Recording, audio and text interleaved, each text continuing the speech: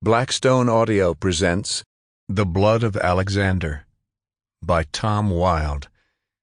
Read by Bronson Pinchot. For Alan Schoenberg, a genuine hero. Part 1. I have been called upon to change the face of the world. Napoleon Bonaparte.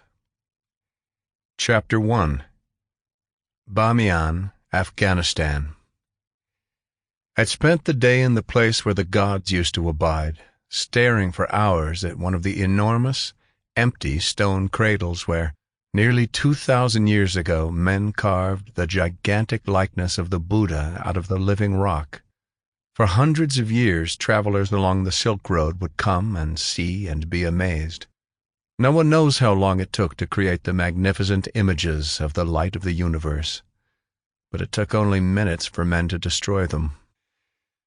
The mountainside was sun-bleached and wind-scoured, pockmarked with man-made caves that used to serve as homes for the refugees who were forced to live in them. I'd come to this largely forsaken part of the world, along with a convoy of United Nations relief workers, until this morning, when I slipped away from the motorized caravan and kept out of sight until they had left for the return trip to Kabul.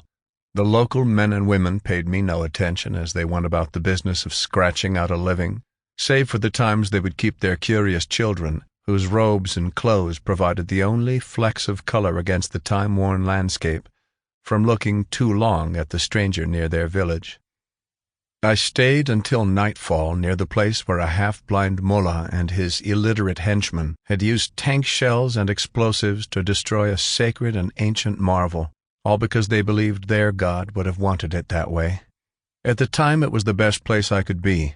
The sight of the massive, ugly scars where beauty once dwelt burned into my soul the reason I was here, and why I was going to meet with a man who would doubtless try to kill me.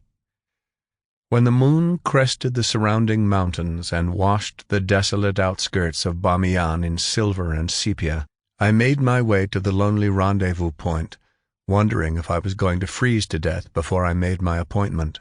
Finally, I spotted vehicle headlights cautiously bouncing along the dirt road. I shielded my eyes against the glare as I waited for the Land Rover to grind to a halt. The sound of the 4 doors opening was followed by the clicks and clacks of automatic rifles being brought to ready, and a booming laugh I remembered all too well. "Jonathan Blake, my good friend." "Yusuf Mohammed." Sample complete. Ready to continue?